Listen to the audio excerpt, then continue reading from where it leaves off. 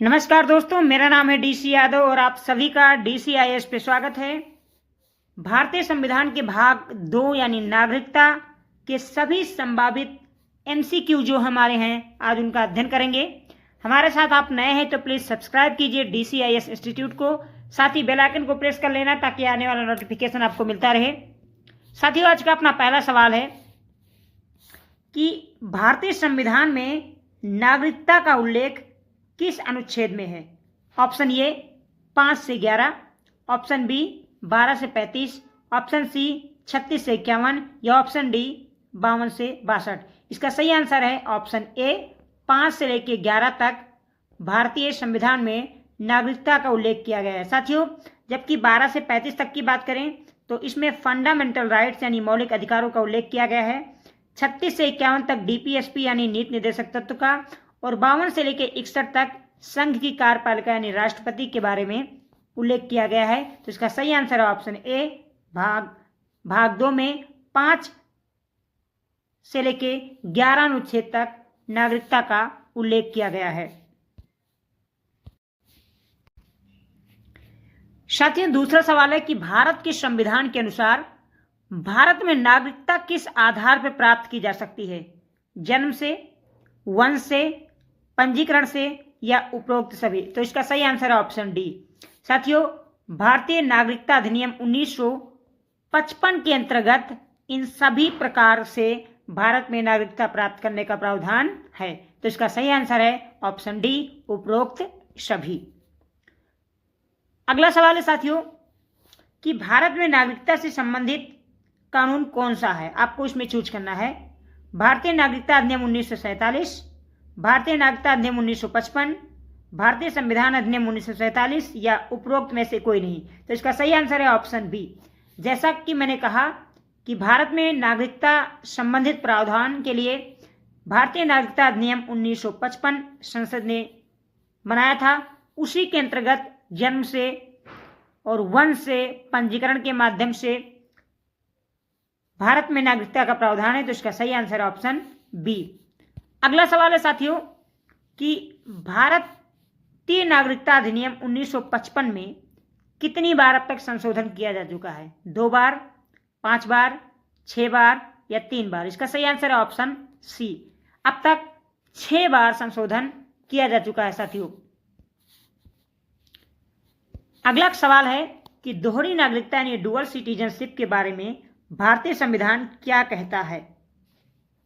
भारत में dual citizenship मान्य है, मान्य नहीं है, या भारत में आंशिक रूप से मान्य है या केवल खास परिस्थितियों में मान्य है? तो इसका सही आंसर है ऑप्शन बी। बिल्कुल किसी भी परिस्थिति में भारत में दोहरी नागरिकता का प्रावधान नहीं है। साथियों, अगला सवाल है कि प्रवासी भारतीय यानी NRI भारतीय नागरिकता कैसे प्राप्त कर सकते हैं? जन्म के आधार पर, पंजीकरण के आधार पर, प्राकृतिकरण के माध्यम से या इनमें से कोई नहीं? तो इसका सही आंसर है ऑप्शन बी, पंजीकरण के माध्यम से। वैसे साथियों, NRI भारत के ही लोग होते हैं जो भारतीय पासपोर्ट धारक होते हैं और बाहर अन्य देशों में कार्य करते हैं, लेकिन वो लगातार अगर देश से बाहर रहते हैं तो उनकी जो पूर्ण नागरिकता है वो समाप्त हो जाती है। ऐसे में जब उन्हें पुनः नागरिकता प्राप्त करनी है तो पंजीकरण के माध्यम से वो देश के नागरिक बन सकते हैं। अगला सवाल है साथियों कि निम्नलिखित में से कौन सी स्थिति में किसी भारतीय नागरिक की नागरिकता समाप्त की जा सकती है?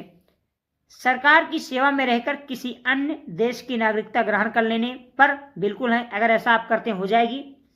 विदेशी राज्य से युद्ध करने पर यानी विदेशी राज्य की तरफ से युद्ध करने पर, जी हाँ, संविधान का उल्लंघन करने पर या उपरोक्त सही? तो इसका सही आंसर है ऑप्शन डी, उपरोक्त सभी।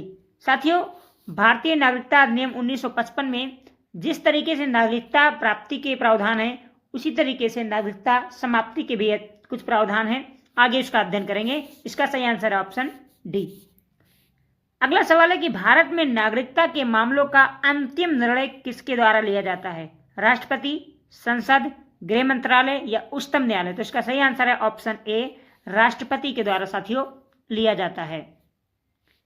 अगला सवाल है कि किसी भारतीय नागरिक द्वारा विदेश में जन्मे बच्चे की नागरिकता कैसे प्राप्त की जा सकती है? वंश के आधार पे, प्राकृतिकरण के आधार पे या पंजीकरण के आधार पे? इनमें से कोई नहीं। तो इसका सही आंसर ऑप्शन ये, वंश के आधार पे।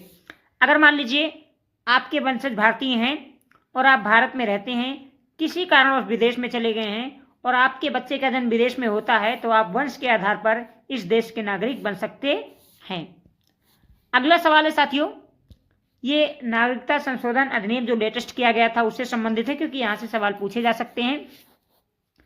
नागरिकता संशोधन विधेयक यानी सीएए जो लेटेस्ट का संशोधन है, अब तक 6 बार जैसा कि मैंने बताया हो चुका है।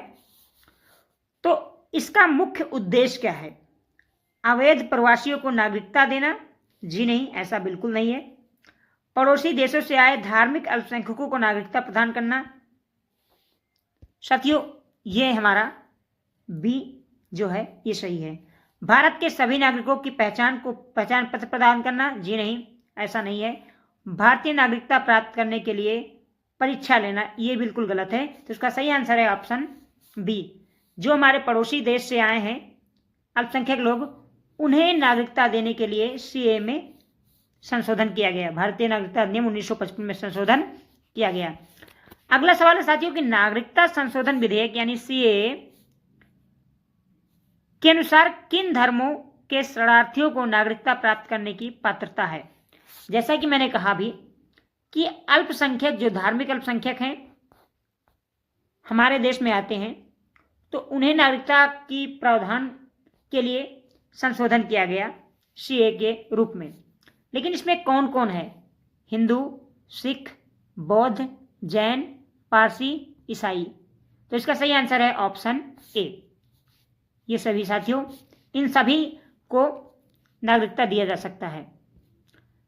अगला सवाल है कि नागरिकता संशोधन विधेयक में शामिल समय सीमा क्या है? यानी जो लेटेस्ट हमारा नागरिकता अधिनियम है सीए वाला, इसमें कितने समय या कब लेटेस्ट जो डेट है जब वो धार्मिक अल्पसंख्यक प्रताड़ित होकर अगर हमारे देश में आए हैं तो उनको भारत का नागरिक मान लिया जाएगा? तो इसका सही आंसर है ऑप्शन ये, 31 दिसंबर 2014 तक अगर कोई व्यक्ति भारत में आया है जो अल्पसंख्यक है तो वो भारत का नागरिक माना जाएगा। इस संशोधन के तहत साथियों कह रहा नागरिकता संशोधन विधेयक किस संविधान के अनुच्छेद से संबंधित है? 14, 21, 11 या 6? तो इसका सही आंसर है ऑप्शन 6।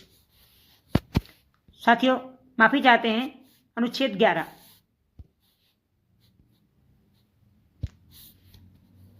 अगला सवाल है साथियों कि नागरिकता अधिनियम 1955 के बारे में अध्ययन करेंगे। जैसा मैंने कि बताया था कि 1955 में 5 तरीके से नागरिकता प्राप्त करने के प्रावधान किए गए हैं। पहला है बाय बर्थ यानी जन्म से, जिनका जन्म भारत में हुआ है, जिनके माता पिता का जन्म भारत में हुआ है, जिनके माता पिता भारतीय हैं, वो जन्म से भारत का नागरिक कहलाएगा। दूसरा प्रावधान है बाय डिसेंट यानी वंशानुगत, वंश के आधार पे। तो विदेश में अगर किसी बच्चे का जन्म होता है और भारतीय नागरिकता उसको प्राप्त हो जाएगी अगर उसके माता पिता दादा दादी में से कोई भारतीय है। अगला है साथियों पंजीकरण यानी बाय रजिस्ट्रेशन। विशिष्ट श्रेणियों के लोगों को पंजीकरण के माध्यम से नागरिकता प्राप्त होती है। जैसे जो लोग भारत में आते हैं, कई सालों से भारत में रह रहे हैं वीजा में, तो वो भारतीय सक्षम अधिकारी के पास पंजीकरण के माध्यम से ये कह सकते हैं कि मुझे भारत का नागरिक बनना है, आवेदन कर सकते हैं। ये भारत सरकार के ऊपर डिपेंड करता है कि उनका नागरिकता आवेदन स्वीकार करती है या नहीं। और आखिरी साथियों चौथा जो है प्राकृतिकरण यानी बाय नेचुरलाइजेशन। जो विदेशी नागरिक भारत में एक निश्चित अवधि तक रह चुके हैं, मेरी बात को समझिए, वो इस प्रक्रिया के तहत भारत के नागरिक बन सकते हैं। अगला साथियों एक शायद छूट गया। अब साथियों नागरिकता समाप्ति के भी प्रावधान का उल्लेख किया गया है 1955 में। इसमें 3 प्रमुख प्रावधान है। सबसे पहले मैं बता देता हूं ये वाला कि अगर मान लीजिए भारत पाकिस्तान या बांग्लादेश से कोई जमीन ले लेता है, चाहे युद्ध के रूप में चाहे संधि के रूप में, तो वहां के जो नागरिक होंगे वो देश के नागरिक कहलाए जाएंगे।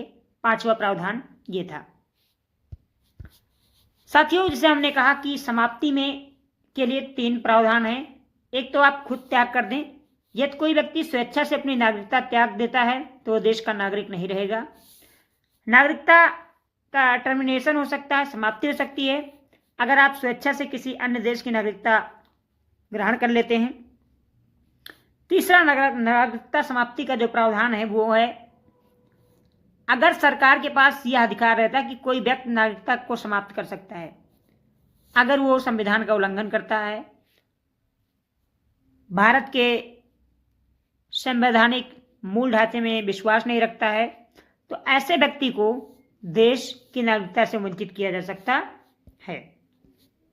तो साथियों, ये था नागरिकता संबंधित कुछ महत्वपूर्ण एमसीक्यू। आपको कैसा लगा आप जरूर बताइए। सेशन पसंद आया तो लाइक कर दीजिए, सब्सक्राइब नहीं किया तो प्लीज सब्सक्राइब कर लीजिए, साथ ही बेल आइकन को प्रेस कर लेना। अपनी शिकायत और सुझाव देना ना भूलें। अगर भूलवश किसी सवाल का गलत आंसर चला गया है तो डिस्क्रिप्शन बॉक्स में सबसे ऊपर आपको सही रूप में मिल जाएगा। आप सभी का बहुत बहुत धन्यवाद।